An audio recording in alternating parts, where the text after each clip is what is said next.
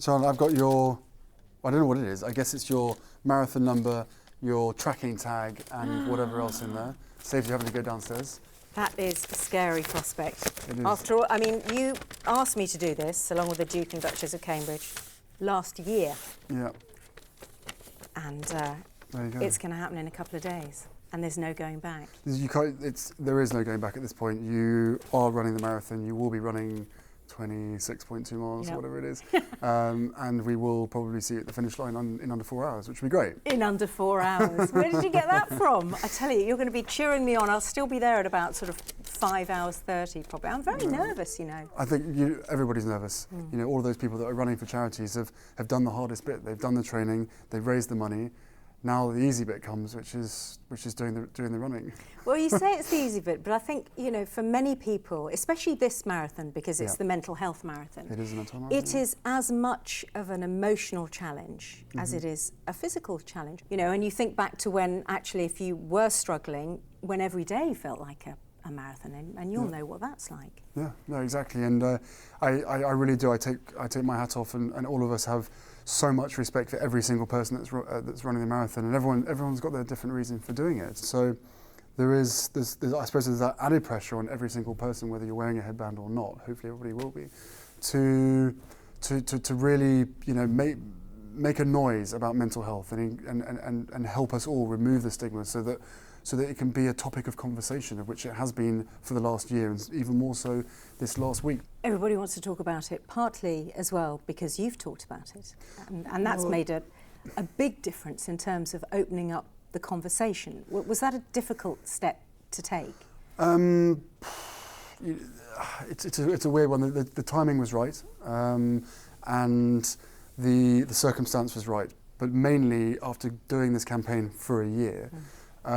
Hearing all these stories, I already knew that I could relate to numerous things for the last 5 years, you know, doing Invictus and speaking to all the veterans. So I knew that there was that issue there. But from my sort of perspective, you know, just by sharing that little bit to help other people come forward and discuss their own issues, that sort of comes with a job. It comes with a role, and we can't really do this whole campaign, ask everybody else to share and then not share ourselves. So, you know, for us, it's very much a case of leadership, but also it's a case of, as I said, it's sharing and being part of this team and being part of this movement.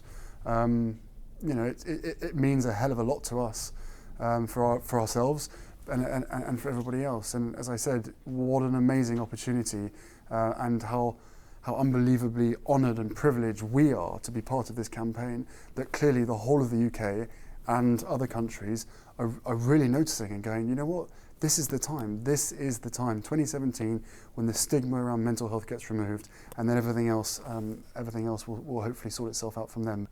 It is all about starting that conversation and opening up the debate, but there has to be a moment when you go from that to making it so public. You know, your family is not known for making big emotional displays public. Was there something, a pivotal moment, was there someone who encouraged you to do that enabled you to do that and said, I'm going to be here? No, you know what, weirdly, I think the fact that no one was surprised reminded me of the fact that I've actually touched on it or hinted at it quite a few times. I think everybody thought, oh, you know, Afghanistan this, Afghanistan that. It's like, oh no, you know, for a lot of guys, Afghanistan can be the trigger to something else. You know, I think in this country, there is a huge generational gap across the whole country, and one thing that we worry about the most is the younger generation. You know, when I grew up, I remember the noise of the internet, of one of those hubs or whatever was going all that kind of stuff. That was when I was growing up. You know, there was no internet when I was born, and the speed in which this world has advanced, we have to advance with it. It's as simple as that. The monarchy has to advance with it. The rest of the British public and the rest of the world has to advance with it. So, you know, for us, once again, it's a case of, look, our role, our position in the positions that we're in, is to ensure that we do the duty and the service bit. And for us, you know, sharing those experiences is exactly that. But I can't stand the idea of young kids and teenagers, you know, having to deal with these issues alone and not being able to talk about it with their parents, not being able to talk about it with their buddies at school because of fear of the stigma, expectation. You know, you've got all of these children having sort of lies and misconceptions literally thrusted upon them, rammed down their throats on a daily basis, where they think that everybody else's life is absolutely perfect. Guess what? We all have mental fitness. And some people struggle more than others, and some people have different points of their life when they struggle. What we're trying to normalise is that conversation, to encourage others to be able to talk about it, and therefore let the younger generation know that, you know what, growing up in this day and age, in this world where everything is thrown at you all the time, social media, internet, whatever it be, there are stresses that we have to deal with, which the older generation had to deal with in different ways. But it's very, very different, and it's quite unique now, and therefore we as a country have to adapt. We have to catch up with the way that the rest of the world is going. And the monarchy has to adapt as well. Yeah, of course. Although, we appreciate that. You know, your mum was a great taboo buster. Yes. Wasn't she? And she was smashing stigmas just like you are, I suppose. Yeah.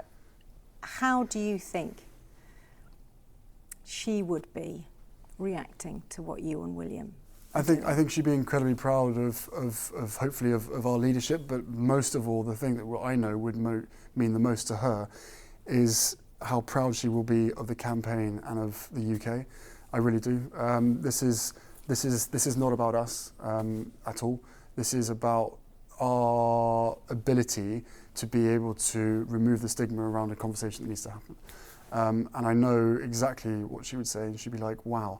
The appetite was there, no one really knew it. Yes, to a certain extent people knew that the appetite was there, but what we as a team of Heads Together of the campaign and of the UK has done is just blown out the water, and we're now at a crucial tipping point of where the conversation is happening, and now every single one of us, depending on what line of work we're in, has a responsibility to make the necessary changes so that we don't go back next year, that we can actually sort of, I don't know, I used this analogy earlier, ride the wave into shore rather than jumping off in the surf.